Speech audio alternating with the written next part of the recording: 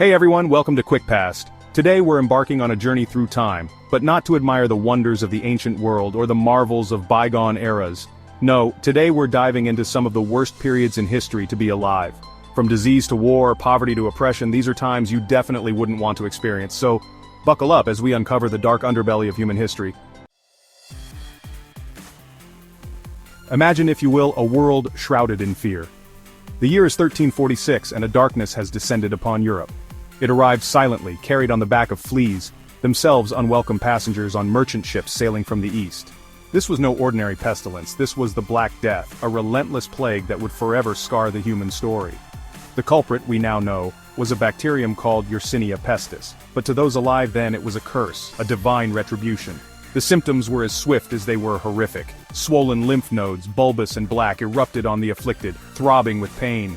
Then came the fever, a burning inferno that ravaged from within. Vomiting, diarrhea, and agonizing aches followed, a cruel symphony of suffering. Death, when it came, offered a merciful release, but often not before turning the skin a ghastly black, a chilling testament to the plague's morbid grip. Within a mere 5 years, the Black Death, this medieval terror, had extinguished the lives of an estimated 25 million souls across Europe, a staggering third of the continent's population. Cities, once teeming with life, were transformed into desolate graveyards. The stench of death permeated the air, a constant reminder of the invisible enemy stalking the streets. But the Black Death's impact went far beyond the immediate devastation. The social fabric of Europe, painstakingly woven over centuries, unraveled. With death so commonplace, fear and paranoia became the norm. Communities, once bound by trust and kinship, turned on each other, desperate to escape the invisible killer in their midst. The economic repercussions were equally profound. With so many dead, fields lay fallow, workshops stood silent. Trade, the lifeblood of nations, ground to a halt. The Black Death, in its wake, had left not just a trail of corpses, but a world teetering on the brink. It would take generations for Europe to recover from the trauma of the Black Death, a stark reminder of the fragility of human existence in the face of nature's wrath. From the ashes of one catastrophe, we fast forward to another, this time a disaster of our own making. The year is 1929, and the world watches in disbelief as the seemingly unshakable foundations of the global economy crumble like dust. The Wall Street crash of October 1929 marked the start of the Great Depression, a period of economic hardship unlike any other in modern history. What began as a financial crisis on Wall Street soon rippled outwards, engulfing the globe in a maelstrom of economic despair. Businesses, once symbols of prosperity, folded overnight.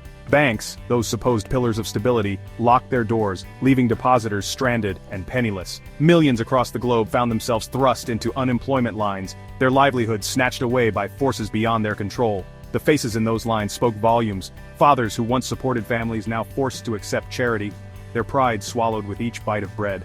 Mothers desperately trying to shield their children from the harsh realities of hunger.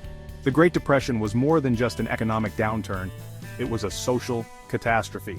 Families were torn apart as people migrated in search of work, any work, to survive. Communities, once vibrant and full of life, were hollowed out, their spirit crushed by the weight of despair.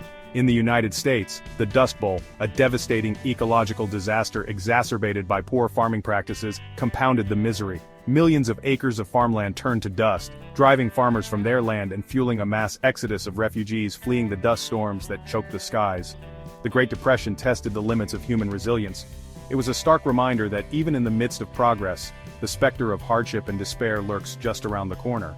The lessons learned from this dark chapter in our history continue to resonate, reminding us of the importance of economic justice and the need for a safety net to catch those who fall through the cracks. From the economic despair of the 1930s, the world was plunged into the abyss of another global conflict, World War II. This was a war unlike any other, a war that would pit nation against nation, ideology against ideology, in a struggle for global dominance. The seeds of conflict had been sown in the aftermath of World War I, with the Treaty of Versailles leaving Germany humiliated and economically crippled. Resentment festered, creating fertile ground for extremist ideologies to take root. In 1939, the world watched in horror as Adolf Hitler, fueled by nationalist fervor and a twisted ideology of racial purity, unleashed the full fury of the German war machine. With lightning speed, the Nazi blitzkrieg swept across Europe, crushing all opposition in its path. World War II was a conflict of unprecedented scale and brutality. From the frozen battlefields of the Eastern Front to the sweltering jungles of the Pacific, millions fought and died in a conflict that touched every corner of the globe. Technology, once a symbol of progress, was turned towards instruments of death and destruction. Tanks roared across battlefields while airplanes rained down fire from the skies. But the true horror of World War II lay not just in the battlefield carnage. The Holocaust, Hitler's systematic extermination of 6 million Jews, stands as a chilling reminder of the depths of human depravity. In concentration camps across Europe, innocent men, women, and children were subjected to unimaginable horrors, starvation, torture, and ultimately, systematic extermination. The world that emerged from the ashes of World War II was forever changed. The scars of conflict ran deep, a stark reminder of the human capacity for both good and evil. Yet from the ashes of despair, there also arose a glimmer of hope. The creation of the United Nations, a testament to the desire for lasting peace, offered a beacon of hope in a world still reeling from the horrors it had witnessed. Let us now journey back to a time long before the horrors of World War II to witness the slow decline and eventual collapse of one of history's greatest empires, the Roman Empire. At its zenith, Rome stood astride the known world, a beacon of civilization, law, and military might. But even empires, as we know, are not immune to the ravages of time. The seeds of Rome's decline were sown over centuries, a slow unraveling of the very fabric that had made it great. Political corruption, rampant inflation, and over-reliance on slave labor gradually eroded the empire from within. The once mighty legions, the guarantors of Roman power, were increasingly made up of mercenaries, their loyalty bought and paid for, not earned through blood and loyalty to Rome. As the empire weakened, barbarian tribes, sensing opportunity, began to test the once impenetrable Roman borders.